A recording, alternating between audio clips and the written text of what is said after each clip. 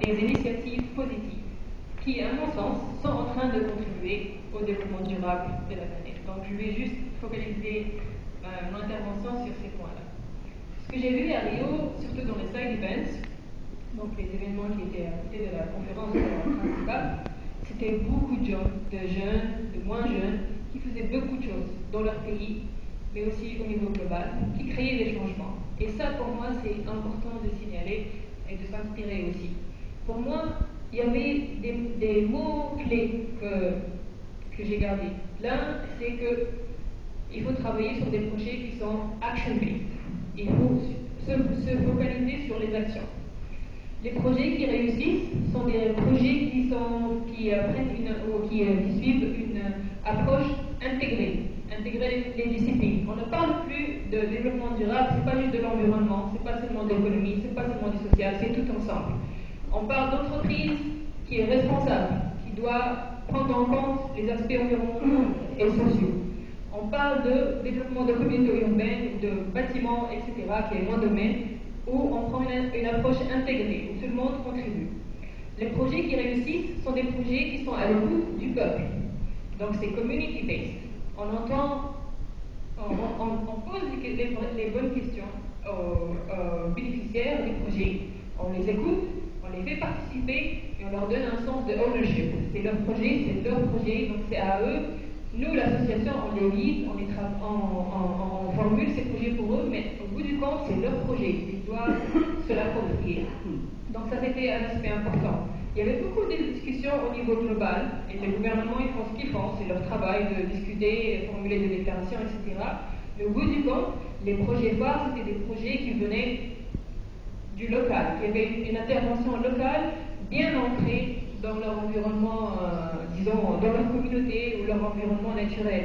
Ils ont proposé des réponses qui répondent vraiment à leurs besoins. Pas plus, pas moins. C'est des projets efficaces, des résultats vraiment bien ancrés, etc. Et c'est ça qu'il fallait suivre. Maintenant aussi, quel est le moyen qu'ils ont entrepris pour réussir? À part, bien sûr, l'approche participative, etc., c'était les ONG elles-mêmes. Elles étaient d'une certaine taille, elles étaient professionnelles, elles travaillaient comme des entreprises. Leur manière de présentation était excellente, leur manière de communication était bien, on voyait bien qu'il y avait beaucoup de professionnalisme. Ils arrivaient à trouver les fonds parce qu'ils étaient crédibles, etc. Ils trouvaient les moyens pour faire participer les business, les entreprises, etc. Et ça, c'est des éléments clés. Il y a beaucoup aussi de partenariats entre ONG. Il y a les différents objectifs, mais parfois ils sont communs. Alors ils se regroupent.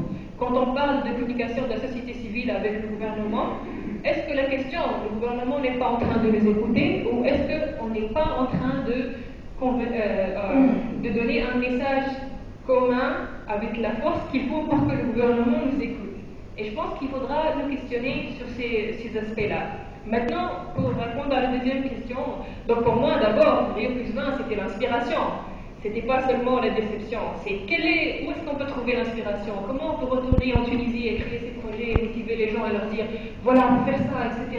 C'est pas seulement les aspects négatifs, il faut être positif. Et pour moi, j'espère qu'on va arriver à ça. En termes de Rio + 20 Monitor, à mon avis, les objectifs, bon, on les connaît, de développement durable, on peut peut-être ne pas s'accorder sur quelques différences, en tout et pour tout, on est tous d'accord que, bon, il y a l'environnement qui est important, le social important, etc. Et chaque projet y va aller dans cette direction.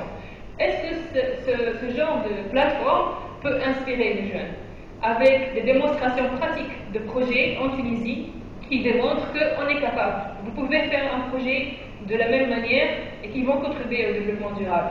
Est-ce qu'on peut l'utiliser aussi pour monitorer les actions du gouvernement? Est-ce que le gouvernement serait prêt de partager les data, les open data, donc d'environnement, etc., de social, pour que nous, on peut définir les priorités? Où sont les problèmes? Comment on peut intervenir sur ces problèmes? Quelle pourrait être notre contribution, sachant que cette contribution doit être effective, donc en se basant sur ces problèmes-là.